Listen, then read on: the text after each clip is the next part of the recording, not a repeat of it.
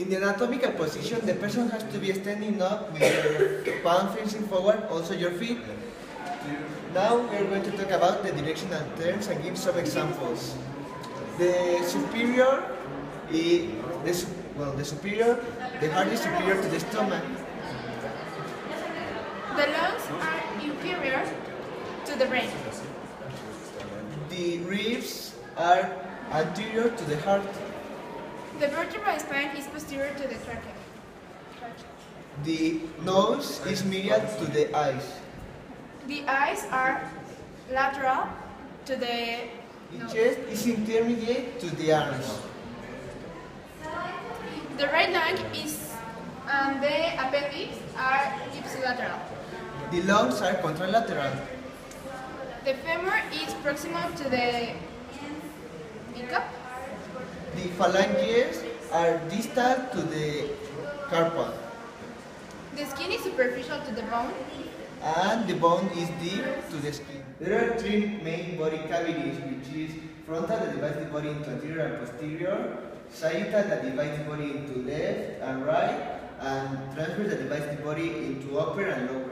The epithelial tissue are tightly packed cells and it is divided by covering a lining tissue and glandular tissue. Glandular tissue are divided into exocrine glands and endocrine glands. A gland is a tissue that secretes a substance.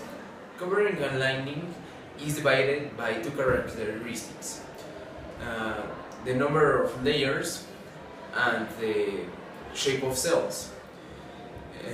The number of layer kinds are stratified, pseudostratified, and simple stratified.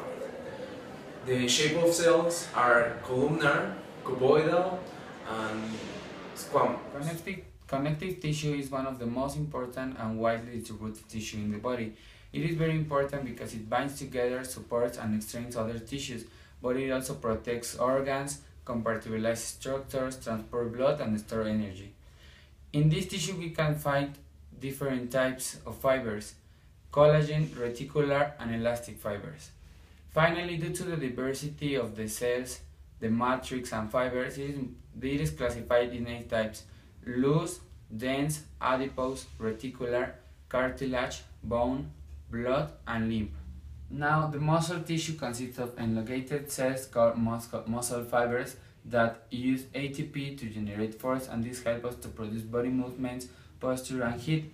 There are 3 types of muscle tissue: smooth, that is involuntary and non-striated; cardiac, that is involuntary and striated; and finally, skeletal, that is voluntary and striated.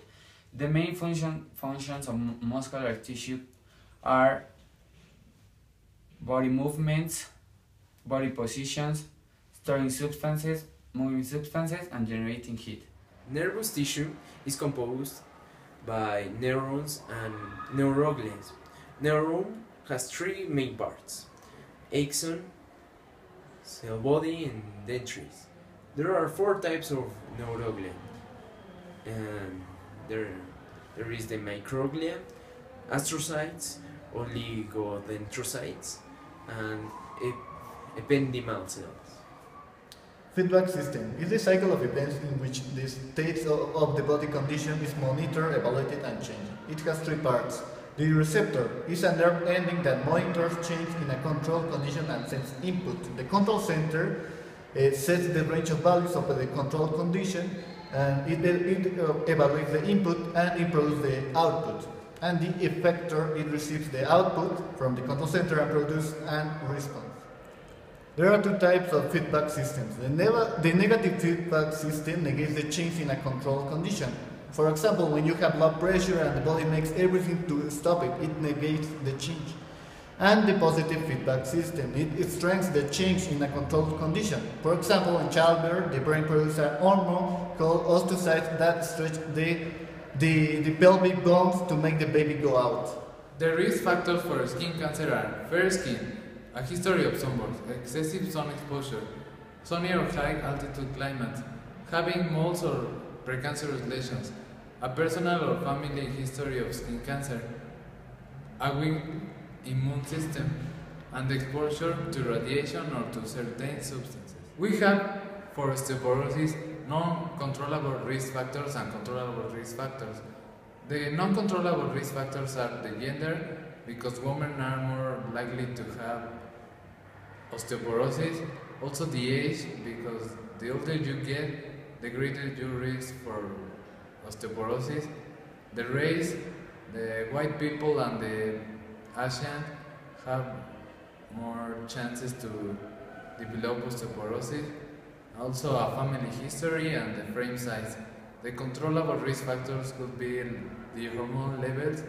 We have to have regular hormone levels for not to develop osteoporosis. Also the low intake of calcium, people who have anorexia, and also the people who had a gastrointestinal. The people that consume tobacco and alcohol are also likely to develop osteoporosis. There are various ways to prevent diseases, like for example making exercise. Aerobic exercise helps us with diseases like preventing diseases like blood pressure or obesity, while anaerobic exercise helps us to gain strength.